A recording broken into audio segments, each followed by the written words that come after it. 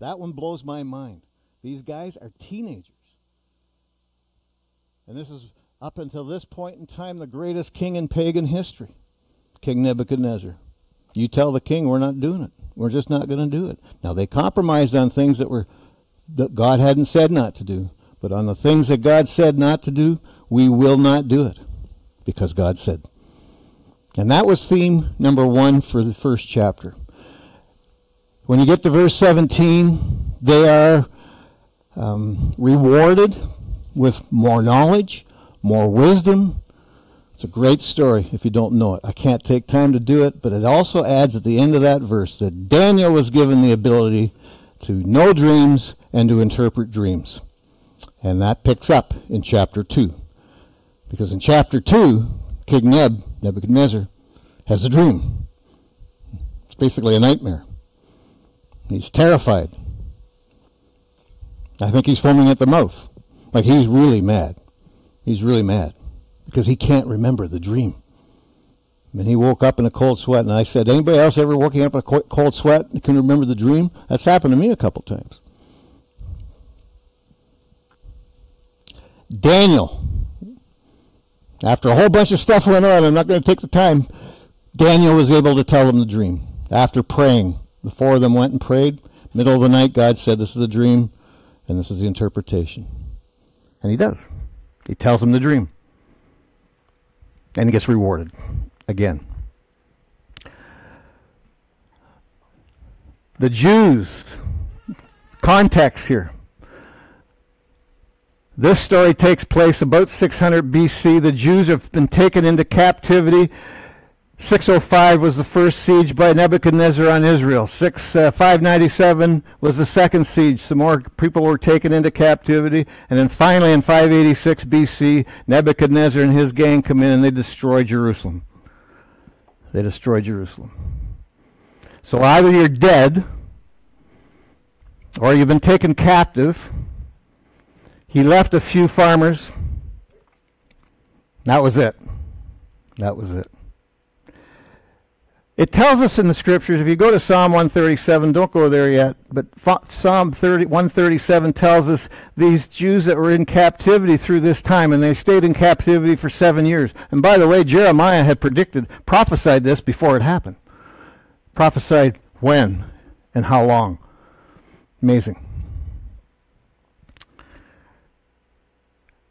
586, it was destroyed. The Bible tells us that while they're in captivity, they long to go back to Jerusalem. So they're in captivity, they're longing to go back. You just came back from Nova Scotia, didn't you, Viv? By the way, welcome back, Viv. Viv says, I'll go back anytime except in the winter. They long to go back to Jerusalem. They love Jerusalem. It's amazing to me. And even up to today, I was raised with some Jewish boys in high school. And they all talked about Jerusalem. They all talked about going and visiting Jerusalem. Maybe I'll live there someday. They did. And even today, even all the stuff that's going on. And by the way, you're not seeing all the stuff if you're only watching CBC. Get some contacts on your internet with Israel. It's this close, folks. It's this close.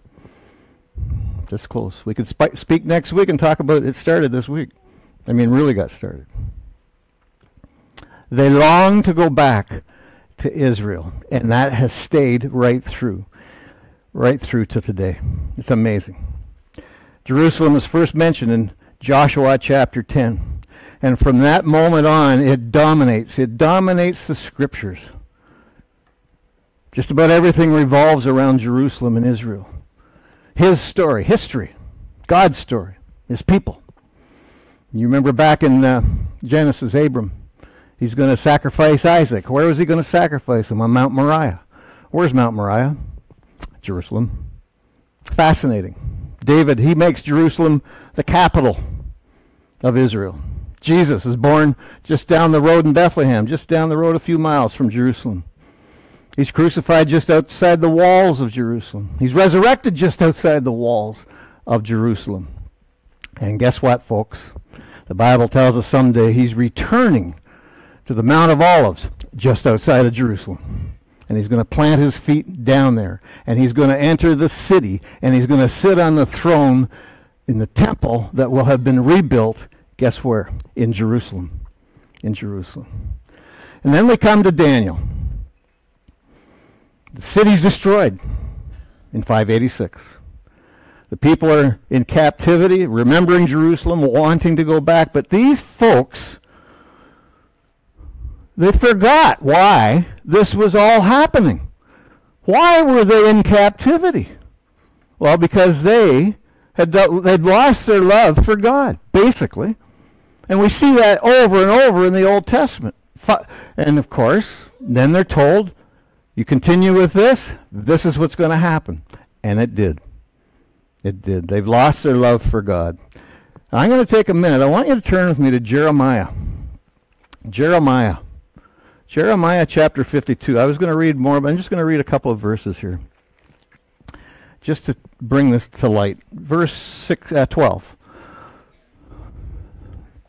Jeremiah's writing here. He's talking about it. Now on the 10th day of the 5th month, which was the 19th year of King Neb, you don't have to memorize that, king of Babylon, Nebuzaradan, the captain of the bodyguard who was in the service of the king of Babylon, came to Jerusalem, and he burned the house of the Lord, the temple, the king's house, and all the houses of Jerusalem. Even every large house he burned with fire.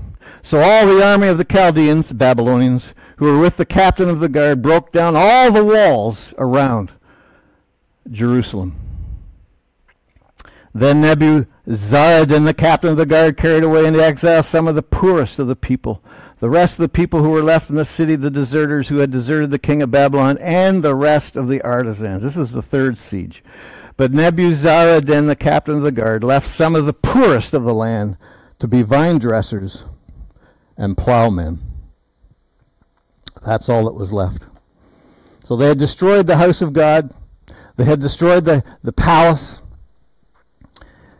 And this period of time, this moment in time, is the beginning of what Luke 21:24 calls the times of the Gentiles. I brought this to you. I'm going to keep bringing this to you. The times of the Gentiles last from then, 586 BC, all the way to when Jesus returns at the end of the tribulation period. That's the times of the Gentiles. What's the times of the Gentiles? When the Gentiles are overseers, some worse than others, of Israel, of Jerusalem. Even today, they're in their own land. May 14th, 48, right? They're in their own land, but they still bow the knee to the United Nations, and especially the states. They can't do anything without conferring with them at this point in time. The times of the Gentiles. And Jesus reiterates this judgment when you get to Matthew chapter 23. It doesn't end till he comes back. So that times of the Gentiles started with Babylon.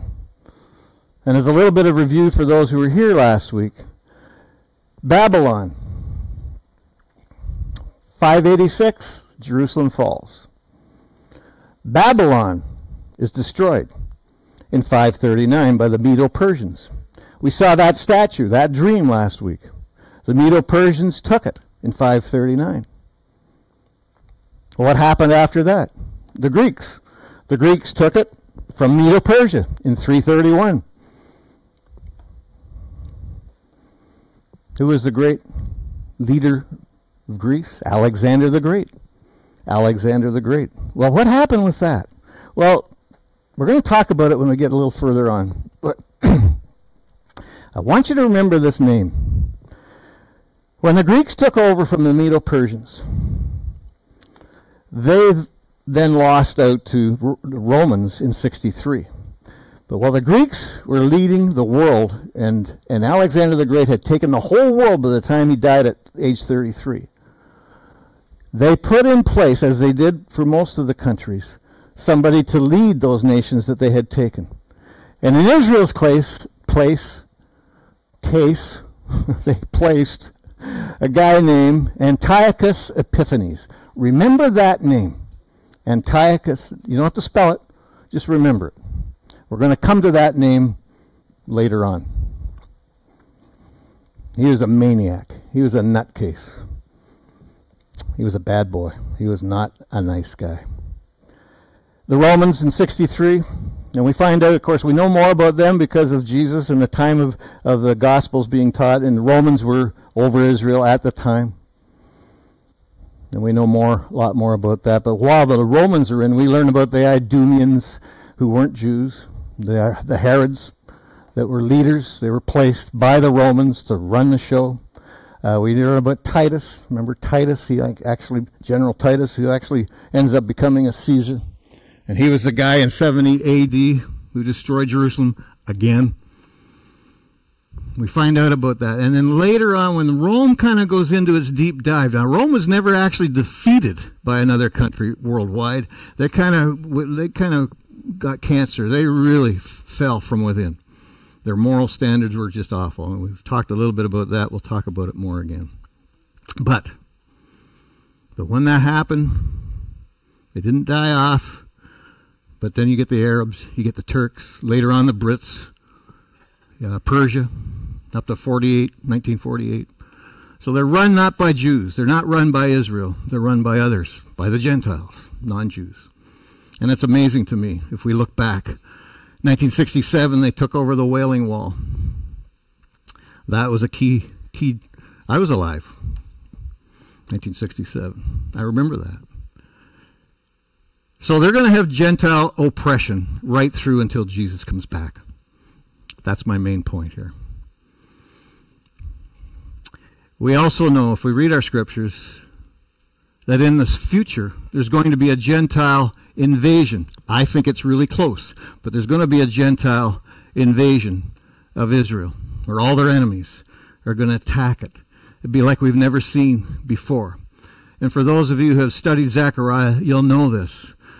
One of my favorite books is the book of Zechariah. In Zechariah chapter 12, verse 2, I'll just give you a couple of them here. This is the time he's talking about. Verse 2 says, Behold, I'm going to make Jerusalem a cup that causes reeling to all the peoples around. And when the siege is against Jerusalem, it'll also be against Judah. Pardon me. Go over to chapter 14. Well, this is a famous chapter, folks, in my book. Verse 1 through 4.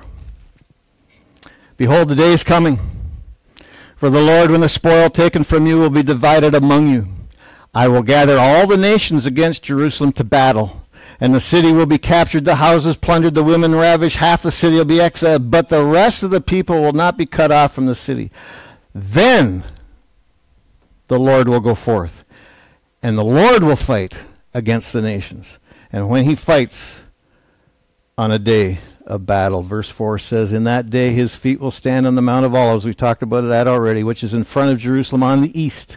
And the Mount of Olives will be split in the middle from east to west by a very large valley, so that half the mountain will move toward the north and the other half toward the mountain, or toward the south, and that just continues on. You can read it through for yourselves. We call this battle the Battle of Armageddon. This is when Jesus comes back.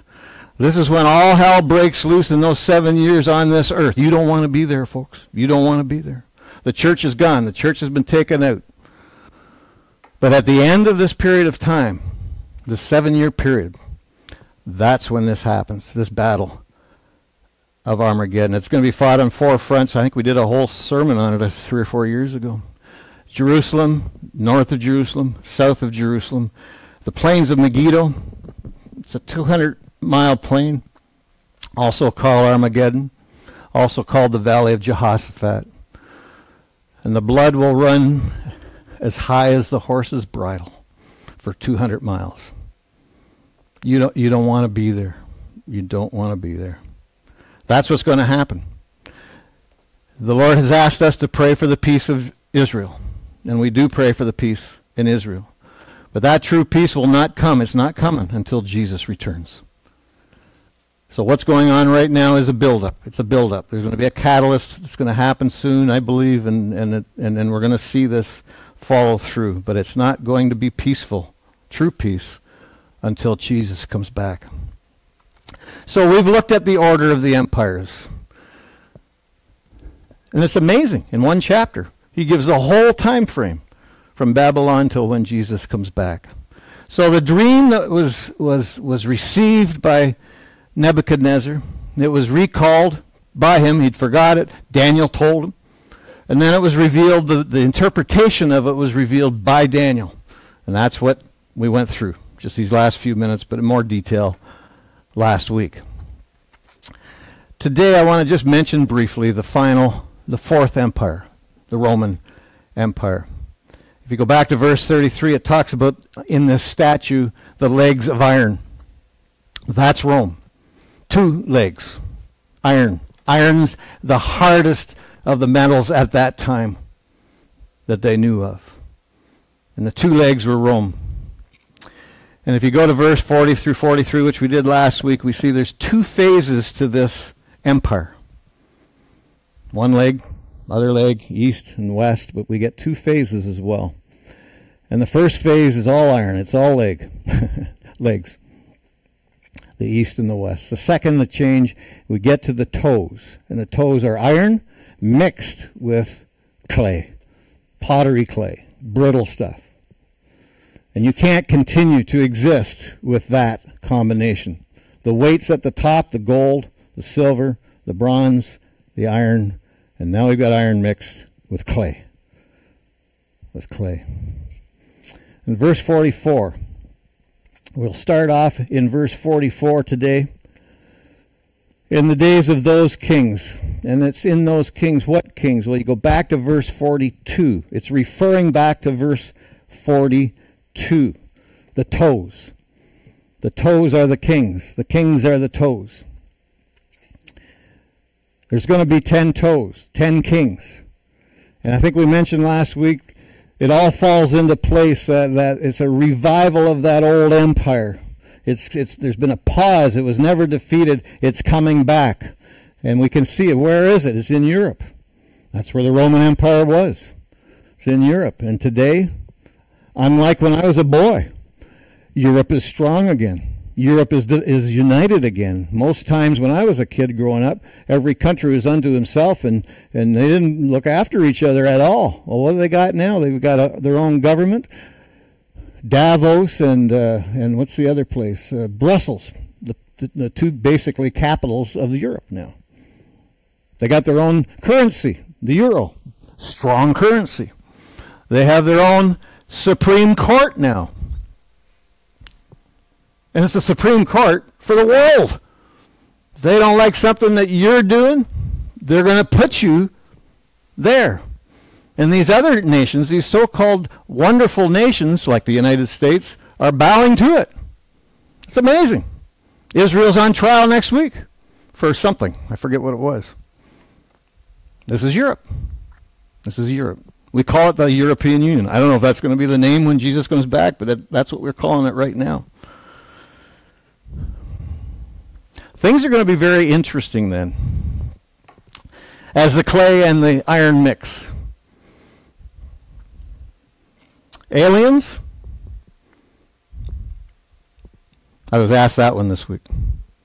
Because last week I brought up Genesis chapter 6. I don't know if you remember this or not, but if you don't worry about it.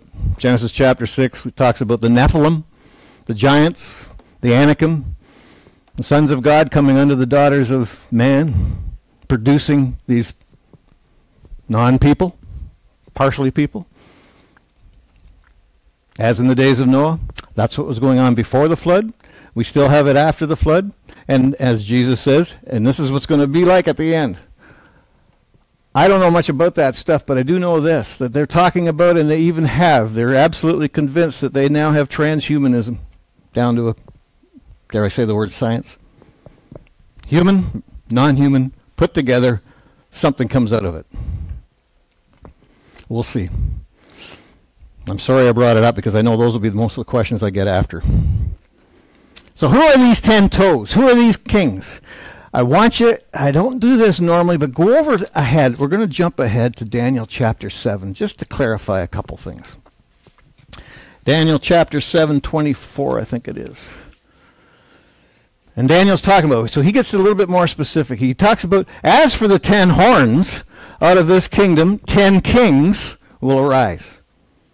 and another will arise after them, and he'll be different from the previous ones, and will subdue 3 kings. Don't worry about that yet. We'll get into that.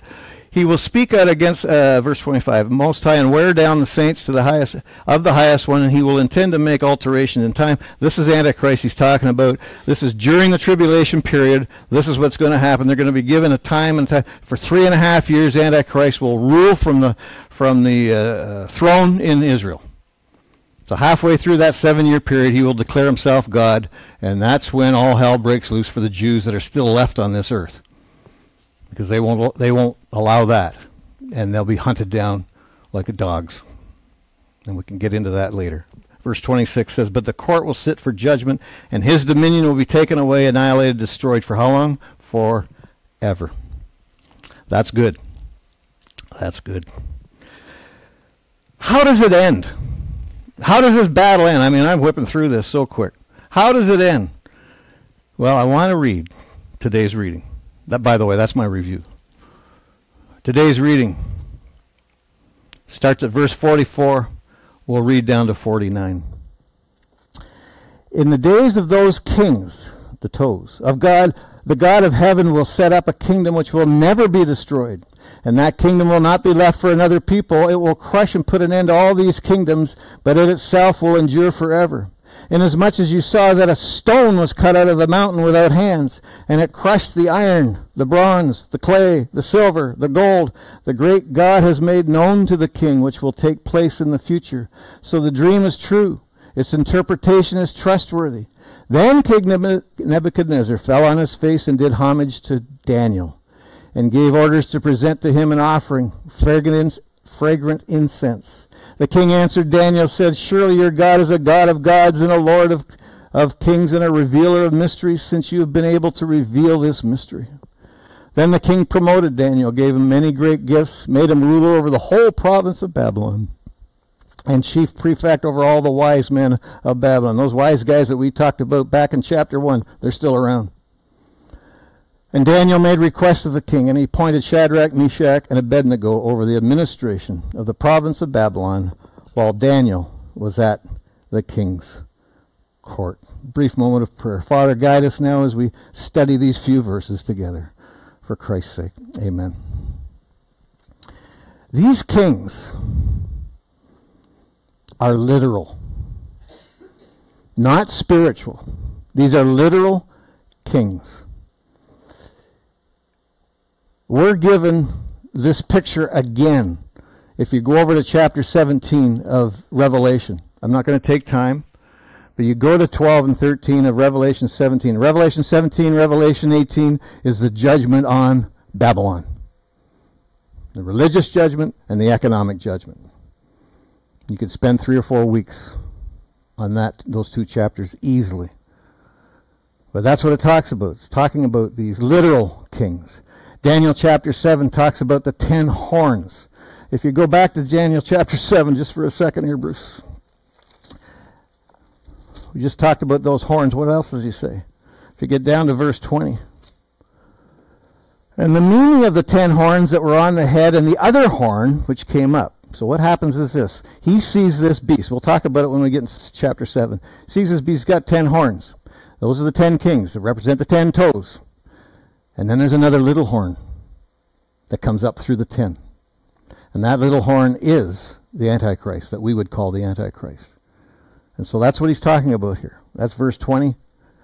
Uttering great boasts, which was larger in appearance than its associates. Go down to verse 24. As for the 10 horns, out of the kingdom 10 kings will arise. Another will arise after them, and he will be different from the previous ones. And he will subdue 3 kings. I just read that before, but that is a key point there. And later on. Not just spiritual. Yeah, there's spiritual aspect to this, no doubt about it. But it's literal. It's absolutely literal. It's actual. It's a political, earthly, literal situation that we got going here.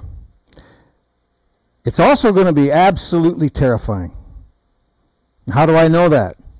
Well, if you go to the end of chapter 7, Daniel's writing this. And he says that, so it's just all finished. All this stuff's finished. The battle, all this stuff's done. At this point, the revelation ended. Okay, so he was revealing the revelation of the dream At this point, the revelation, as for me, Daniel, my thoughts were greatly alarming me, and my face grew pale, but I kept the matter to myself. He was literally shaken. He was sick. He was pale. What he saw in the vision. He saw what was coming. Back to verse 44 of chapter 2. I want to emphasize this morning. In the days of those kings, the God of heaven will set up a kingdom which will never be destroyed. It'll never be destroyed. It'll never be destroyed. But when that happens, the times of the Gentiles ends. And that kingdom that he sets up, we could spend 2 or 3 weeks on this one. You go through the scriptures, especially the Old Testament prophets. And a lot of my buddies, they think it's all about heaven. It's not about heaven. Most of the stuff that the Old Testament prophets tell us, prophesy, is not about heaven. It's about the millennial reign of Christ on this earth. And they get a glimpse. Amos gets a little glimpse. They all get a little glimpse. They don't get a big picture glimpse like Daniel does. And, of course, the book of the Revelation as well. But this kingdom, this millennial kingdom, when Jesus comes back, he sets it up. He's on the throne. This will be literal, it'll be earthly, it'll be physical. And one of the things we know, the promises to Abram, Israel, have not all been fulfilled yet. But they're going to be fulfilled then. They're going to be fulfilled then. And you can go back, as I usually do with you. We go back, Abram, this is what's going to happen because of you, who you are. I've declared you righteous, and I'm going to look after you. And you go to chapter 12, 13, 15, 17, and 22 of Genesis. And he relates that promise to him, all those chapters, over and over again. It's going to happen. It hasn't happened yet. It hasn't happened yet. Amazing.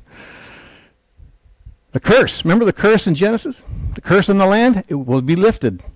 There's going to be an abundance of food. The birth rate's going to be... People are going to have babies in the millennium, Bruce? Absolutely. They're going to live to 600, 700, 800 years of age. The curse has been lifted. It's going to be like pre-Noah. They're going to have babies like... They're going to have a lot of babies. Great health. It tells us that the topography will be changed. I'm not sure how that works with the mountains and the rivers and I don't know, but it's going to be changed. It's going to be different. It's going to be different. We know for sure that there's going to be another new temple. There's going to be a new temple. The temple right now could be built, and that'll be for the tribulation period. In the millennium, there's going to be another temple. You can go to Ezekiel chapter 40, 41, 42, 43, 44, 45, 46. The details of this temple are amazing. Absolutely amazing. And what it's going to look like, how big it's going to be, what it's got here and got there, and all the worship that's going to go on and all this stuff, and it's going to be in Israel. It's not going to be in Jerusalem. It's going to be just outside of Jerusalem. You want to read it? Go to Ezekiel. And it just goes on and on. I'll stop right there for the millennium. It's an amazing time. Okay. One more thought as we close off with chapter 2 today. To go back to 34. We saw this a couple of weeks. You continued looking until a stone was cut. What does it say? A stone was cut out without hands, and it struck the statue on the feet of iron and clay and crushed them. So this stone that was cut without human hands, what does that tell you? Godly. This stone was cut by God. No human hands were involved here at all. Who is that stone? We talked about this last week. This stone comes and he wipes out this statue, this dream, this image that Nebuchadnezzar had, starting with the gold, the silver, the bronze, the iron and clay mixed at the toes. And this stone, no human hands, comes and goes right after the feet, right after the toes and the clay. And what happens? Crushes them, and the whole thing collapses. The Bible says the wind blows the dust just like chaff. Oh, there's the picture. There's the stone coming down, hitting the toes, and the clay. Who is that stone? Well, I'm going to take a coffee break, and I'll be back in about an hour. You guys decide who the stone's going to be. The stone is only one person. It's Jesus of Nazareth, our Savior and Lord. He's going to destroy the governments of the earth that day. Do you remember Isaiah 9, chapter 9, verse 6? We always recite this one at Christmas time. Do you remember it? You remember this? The governments will rest upon his shoulders. And his name will be called Wonderful Counselor, the Mighty God. Remember this? Have the governments rested on his shoulders yet? Nope. Nope. But it's going to happen. Because when he comes back, he's the head honcho. He's the big cheese. He's the guy. He's the King of Kings. And he'll take the throne. And we'll have a theocracy. He'll rule with a rod of iron. His name is Jesus. Jesus of Nazareth. And he'll rule for those 1,000 years on this earth. And then we'll step into the rest of eternity after those 1,000. Certain things have to happen during that 1,000 years. We can talk about that later.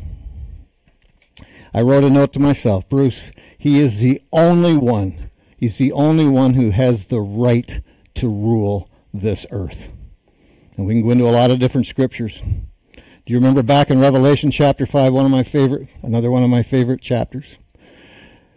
John has a vision of what's going to go on in the future, and he sees that in heaven there's nobody found that's worthy to take this scroll.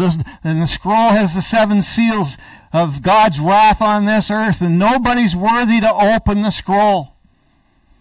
But then they found one. The Lamb was the only one who had and was worthy to open the scroll. The scroll represents the title deed to this earth. Adam was given it. Satan took it. Jesus will have it forever. He's the only one. Genesis 49:24 calls him the stone of Israel. Psalm 118, the stone which the builders rejected. Peter quotes that later. Jesus says, I'm the stone that the builders rejected, but I have become the head of the corner. He becomes the cornerstone, if you remember that. Isaiah 28:16, 1 Corinthians 10, verse 4, the rock is who? Jesus Christ. Zechariah 14, if you go back there, we just read it. The Mount of Olives, he comes down, he plants his feet, and the mountain splits. The judgment then begins when his feet plant on that Mount of Olives. All right, quickly, I've got 5 minutes. What does it mean, cut without hands? What does it mean, Wally? Cut without hands. Okay, thanks, Wally. I'll tell you a quick story. My wife and I, when we were young, 4 or 5 years ago, no, longer, we used to holiday at her mom and dad's cottage. Ipperwash Beach on Lake Huron. Anybody know where Ipperwash is? 3 people? That's it? Okay, so that's where their cottage was, and we would go there from time to time, and when we were growing up. Now, she claims that I've never grown up, but that's another story altogether.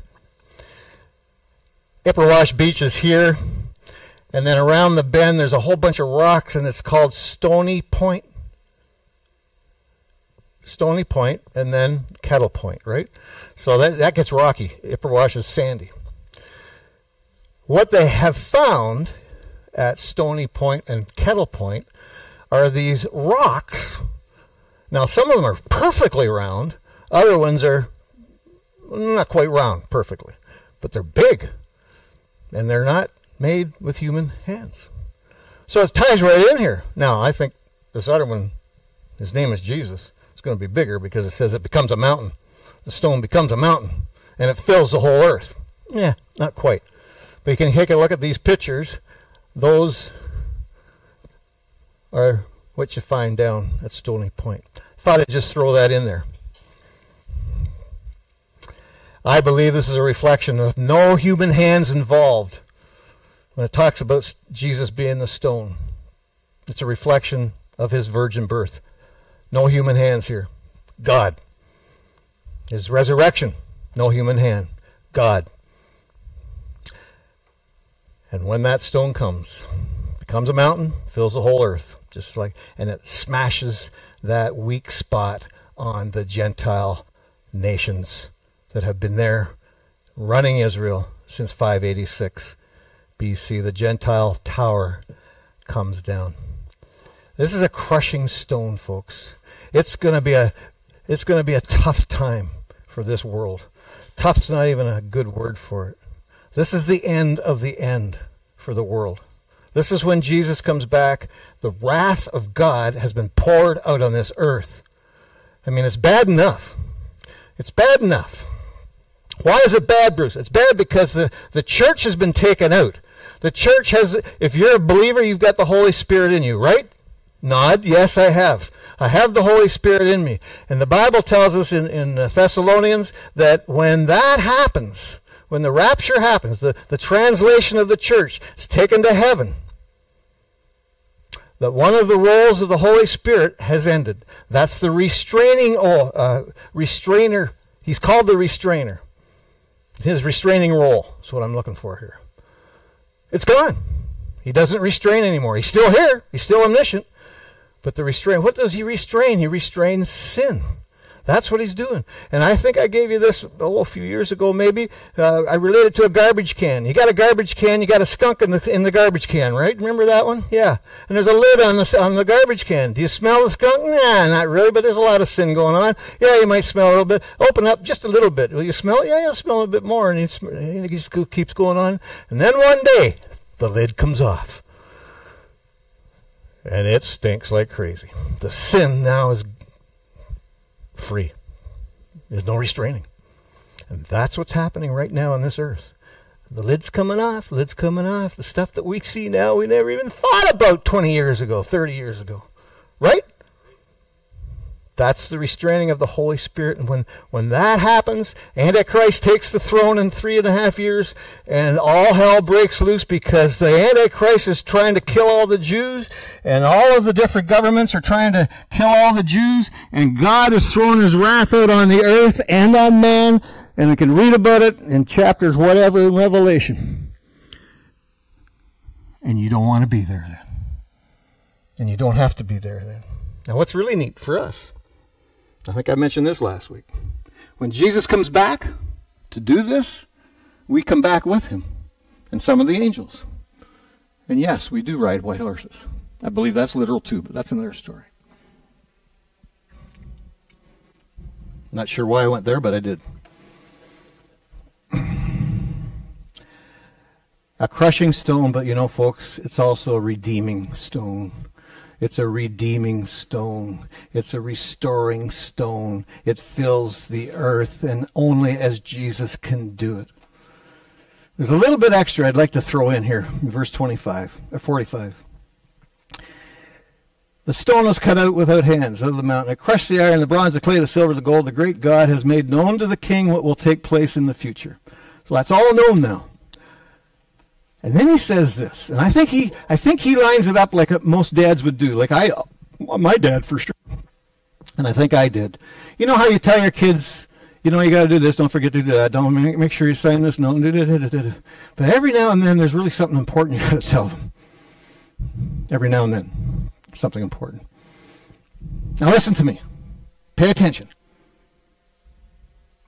Should I name names? Brody. Listen, pay attention. I want you to get this. I want you to get this. And then you tell them what you want them to really hear. And you're going to act on it. I think that's what's happening here with Daniel and Nebuchadnezzar. In the future. So the dream in Neb, he's talking to Nebuchadnezzar. He says, look at Neb. Pay attention. The dream is true. The dream's true. And the interpretation is what? Trustworthy. Neb, you don't get anything else. Remember, this dream you had is true. And the interpretation that I've given you, God's given you through me, is trustworthy. What does he do? Nebuchadnezzar in verse 46. he falls on his face, and basically he worships Daniel. Basically, he's worshiping Daniel. We're going to talk about that. Verse 47 says, the king answered Daniel, surely your God is a God of God, a Lord of kings, and a revealer of mysteries, since you've been able to reveal this mystery.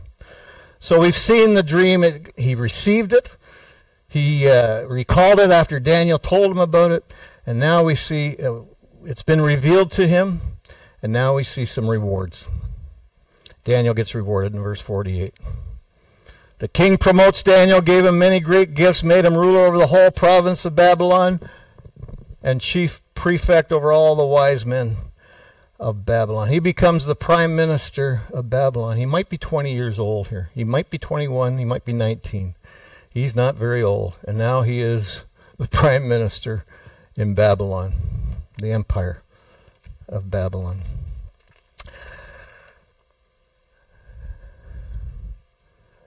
Verse 49 tells us that Daniel uses his position, his promotion, to position his three friends as well.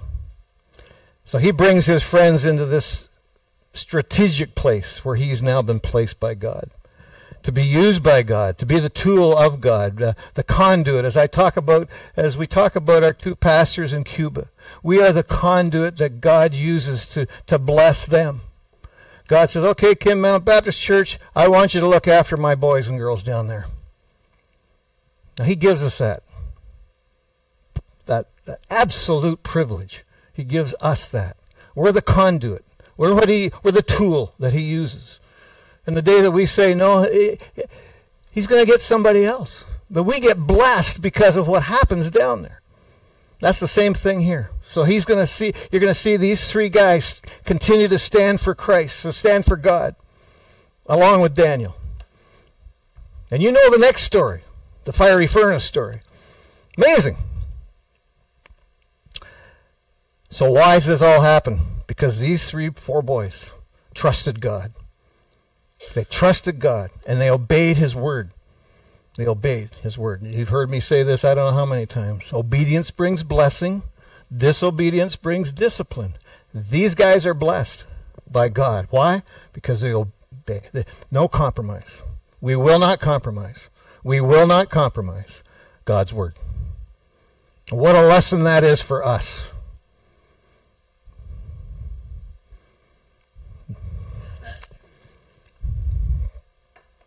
I'm hesitating because I got another 20 minutes if I get into this. I'm not going to get into it except to say this.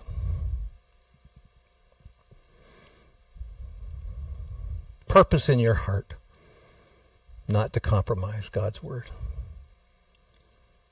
I've seen my friends, I've seen my pastors, I've seen members. Oh, Bruce, I know what it says, but this will be better for my family. No, you don't do it. You don't do it. I've done it. I've done it. Bruce, you do not. You do not enter into a partnership with a non-believer. You don't do it. God said, don't be unequally yoked. I've done it. Paid the consequences. Don't be unequally yoked. But we love each other. No, I know she's not a believer yet, but we love each other. God says don't. These guys would not compromise God's word. These teenagers. And wouldn't it be refreshing to know a whole bunch of guys and gals that say, look, we can't do this. It doesn't matter how much money we make. It doesn't matter what. It doesn't matter. God said don't do it. God said do it.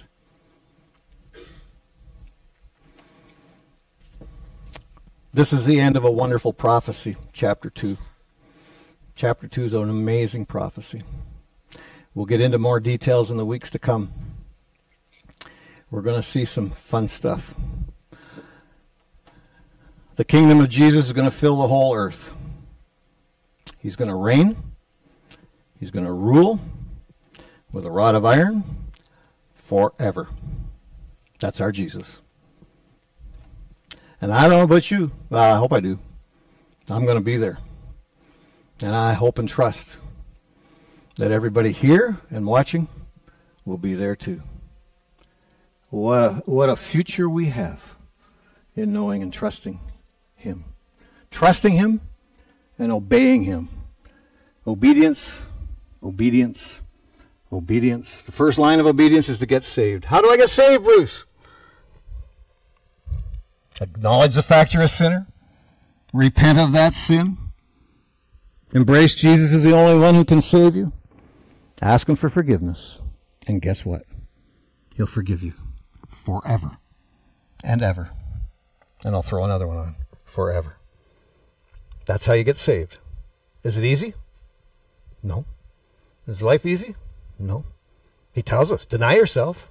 Take up your cross daily. What does that mean? That means be prepared to die for Christ every day. Oh, wait a minute now. But then you can follow me. You can follow me. Make sure, folks, that you're a true believer. And if you don't know if you're a believer, or you're not sure, or you know you're not, come and talk to me. I'll be happy to take you to heaven. Be happy to. I'll be thrilled. Let's pray. Father, thank you for your word. Thank you for Daniel. Thank you for all of this circumstance that we see these three boys and Daniel. Thank you that we can be learning and applying it to our life for your kingdom's sake. And as we progress through this wonderful book, may our hearts be right before you. May we have that desire to want to not just know it, but then to act upon it. Again, for your kingdom's sake. So thank you, Lord. And I thank you for Christ's sake. Amen. Amen.